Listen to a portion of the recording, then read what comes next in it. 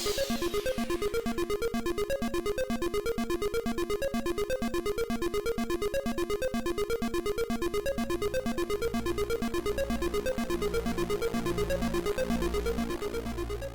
there.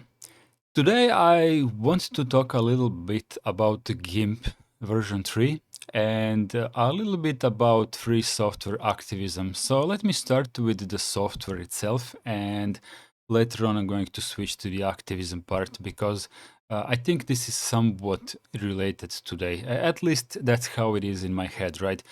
So let me just go a little bit through the Gimp version 3 features, because if you go to FlatHub today, you will see that the Gimp version 3 was actually released. It is no longer a release candidate, it is now fully released as the new major version 3.0, right? As I recall, it is like some kind of 10 to 13 years of announcements uh, since they started initially talking about version 3, but all that is now in the past. So let me just say that now it no longer uses GTK GIMP toolkit, right? Version 2, but it now uses GIMP toolkit version 3. And why am I calling it GIMP toolkit? Because reasons. Um, of course, the enhanced support for high DPI monitors, Wacom devices like the touchpad stylus thingy, right? Wayland support on Linux, multiple layer selections, extensions in Python 3, JavaScript, Lua, Vala, improvement to the XCF format for saving native GIMP data. Non-destructive editing is a major feature of GIMP version 3, and a little bit more about that in a moment. Allowing users to stack multiple filters without losing image information due to constant conversions. La la la. Better font handling, auto expanding layers. What else is there interesting? New rasterizer for vector graphics.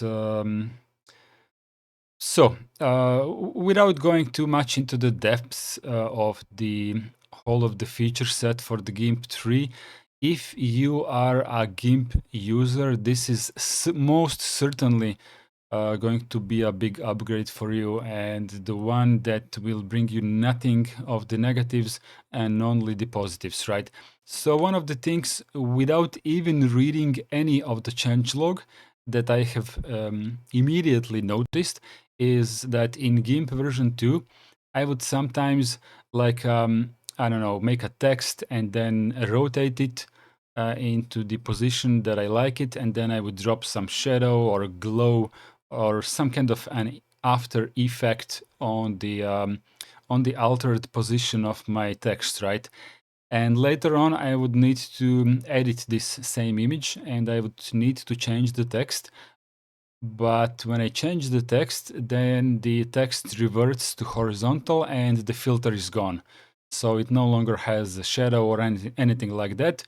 And this is how I used to do things, right? I would just edit my text and then rotate it again and apply the similar filter again, or if I have or if this filter, like for the shadow, is something that I keep repeating, then I would have it like a saved template for this particular variant of the shadow, right? And in GIMP version 3, the first time I did the edit of the text, of course, it once again reverted to horizontal, and the filter was gone. And I changed the text, and when I exited the text editor, the T button, then automatically everything was back into the position where it's supposed to be, and the shadow was reapplied to the altered text, right? So that was a deal breaker for me, a very, very positive one. And I did notice a couple of more changes, notably version 2, the latest stable version 2, has a major bug that kind of bothers me. I don't know if it's just the Arch Linux version or the latest general version of GIMP on all operating systems. But when I would change a color of the text that I'm editing, then GIMP would crash. Very easily reproducible on my computer. Every single time. I just edit the color while editing the text, and if I didn't save my entire project, then it's poof, it's gone. So big change, right? The new version of GIMP is out today. You can download it right now, and you're going to like it. You're going to like it. Me personally, I have been a GIMP user since as long as I remember. And the reason for that is, well, in my younger age, I was poor and I would use free software from the perspective of software being gratis. Later on, the knowledge about the free software movement has expanded in me, and I have realized what this means and what is it good about it, right? And nowadays, I consider myself one of the. I wouldn't prop myself as anyone important in any way, but I do consider myself some kind of person who likes to tell people about what is good about free software, right? I don't want to put any labels on myself. I just think that it is good to tell people about free software and what it can give them and how can it benefit their lives, their computing lives, right? So it is up to them then whether they want to accept this gift. It is a gift after all, in many ways, not just one, and whether they don't want it, right? So very, very recently, I have been in contact with a particular person. I really, really cannot name the person because I'm going to get I'm going to get beaten if I do. So this person is doing photography, and this person is not as good with computers as I am. So this person came to me for help, and this person asked me to install Photoshop for them. And I don't have Photoshop, it costs a lot of money. I told them it's not worth the money. And basically, what I did, I didn't do anything. And a couple of days passed, and this person came to me again and told me, I am in a huge rush. I have to edit this photo. I have to make it black and white, but a part of the photo needs to stay in color. And I really need to do that now, not today, right now. And please give me Photoshop. And once again, I said, I don't have Photoshop. It's not up to me to give it to you. You have to purchase it, or it's not actually purchase. It's now renting, right? But anyways, it costs some money. You are the one who needs to do the credit card thingy, and then maybe I can help you with working on it or something. But generally, I can install GIMP for you and do the same thing. If it is the end result that matters to you, like today or right now, then we can do this in GIMP. And the person was so clutch with the time. So the person told me, yeah, whatever, give me anything, like just give me something that can get my work done. I really need this picture edited in this particular way now. And voila, a couple of clicks, we downloaded GIMP. Uh, I um, I didn't know exactly how to do this particular effect out of my head, so I went to the internet. I searched for the instructions. It took me like half a minute to find the instructions to do exactly what is needed with GIMP, and we have successfully edited the photography in the exact same way that it was required, and the person was satisfied with the end result. And that was basically it, right? So this was a person who really wanted Photoshop, but in the clutch of time, the person actually didn't have much of a choice, so the free software was accepted, right? However, the clutch moment has since then passed, and a couple of days later, the person came to me again and told me Photoshop is needed. And I asked, what is Photoshop needed for now?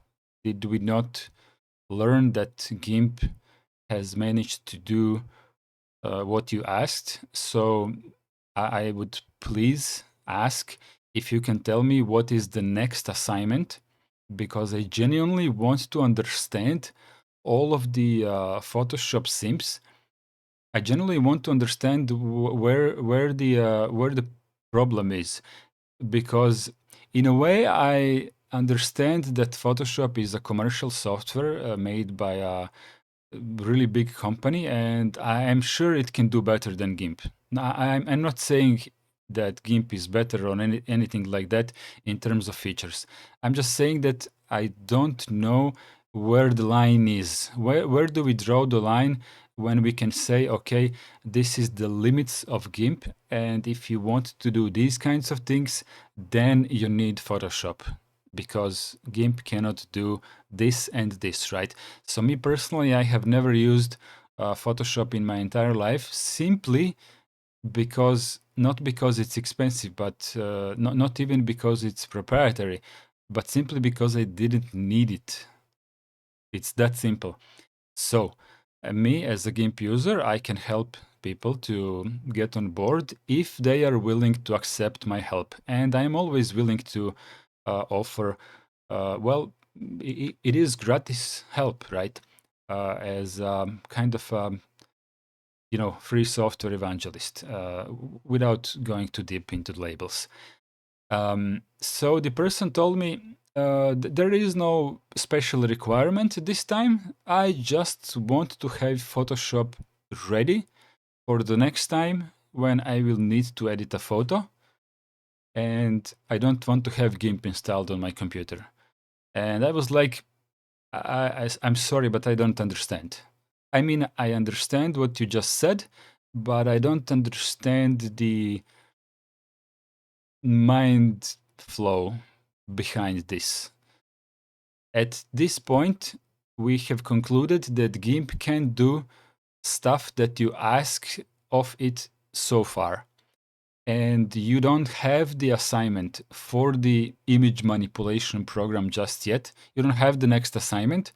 And already you know that Photoshop is going to be required. So the person answers to me, no, it's not that I don't think that GIMP will be able to do my next assignment. Right now I can see that it actually is good. But the reason why I want Photoshop anyway is because I have used it previously and I know my way around it, and I really don't want to learn GIMP. I just want to work with Photoshop, and please just remove GIMP from my computer and put me Photoshop. Install Photoshop for me, because I really don't want to be bothered with another software. I just want what I am used to since like years ago, and that's about it. That's where I draw the line, says the person, and I really don't want to talk about it anymore. Like, it's not that GIMP cannot do the job for me. It's just that I don't want GIMP to do the job for me. I want Photoshop to do the job for me. So, what have we learned from this rather familiar encounter with Photoshop users? We have learned, well, I think by now you can draw your own conclusions, but where am I aiming with this particular video is, all of these people who tend to preach how they will never be able to switch to Linux because there is no Photoshop on Linux, right? That kind of a story, right? And these people most certainly never did switch to Linux. because of Photoshop, right? But now I understand it's not about Photoshop. It's about not wanting to change anything that they are used to, right? They are used to Windows or Mac. I don't know. In my country, everyone is using Windows. So I think it's usually Windows that what people don't want to go away from, and Photoshop, right? And whatever application they're using, they simply don't want to change their habits. So I don't.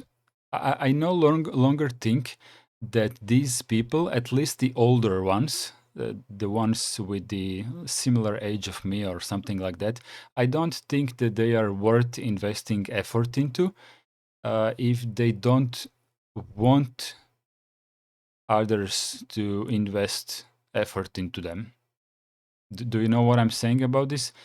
Just, I don't know, write them off if you smell that they're not worth the trouble. Because I have met plenty of people who have been very, very grateful for my assistance, for my guidance with free software, and they have come back to me after days or weeks, even months, with more of the knowledge that they have accumulated in the time um, in between, right? And they come back to me and told me, like, Dart, do you remember how you taught me to do this and that? Yeah. And they told me, like, I have built on top of this knowledge that you have given me, and now I know even this and even this and even that, and I can work with. I'm now being a little bit vague because people are coming from different backgrounds. You know, some of them work on particular software. Some of them like to uh, play with the operating system and learn the guts of it, right? But some of them really do come back and tell me how happy they are now that they no longer depend on the Windows operating system because they simply didn't know how to start. And they needed guidance, they needed someone to push them gently into the right direction with their permission. However, there are other types of people who will block you and say to you that they are not interested. And sometimes they will not be so direct in saying that they are not interested, but rather they will tell you that free software cannot do what they need to be done. And what they actually mean is, I don't care about your free software. I want to use my proprietary software that I am used to using. Like, leave me alone and don't bother me. That is what they are actually saying. And now I understand this, and I think now I can uh, appropriate my time a little bit better, my free time investment into people. I will still offer my guidance and my help to everyone, who wants, my help and my guidance. But if people like tell me immediately that my software is not good enough for them, that actually means they don't want my help and they want to be left alone. So, from this perspective, I think I am the one who has learned a really, really valuable lesson. And maybe you have learned something from this video, and not from my words, but from the scenario that I have described to you, a real life scenario. So next time when you stumble across a conversation in the comments on whatever, or a chat, or a internet forum where people are telling you how they are now Windows users and they cannot, like, they would want to switch to Linux because, I don't know, someone told them it's cool, I guess, but they can't because there is no software for them, right? So this may be true. This may be true, but often this is false. Often this is false, and this is just some kind of a copium mechanism. So I think this is where I'm going to end my video, right? The second part of my video wasn't really titled Activism, but it is somewhat related to our free software activism, right? So we are basically all activists, right? Uh, whether we like this term or not, we help to promote our free software ideology, our free software movement, right? And it is our essential freedom. Which four freedoms do we have? But also, don't forget the freedom of choice, because if people choose to use the proprietary software, this is a part of all of our freedom, right? So I think we should respect it and give these people a chance to lock themselves into the ecosystem of a $1 trillion company and invest our precious free time into people who are actually worthy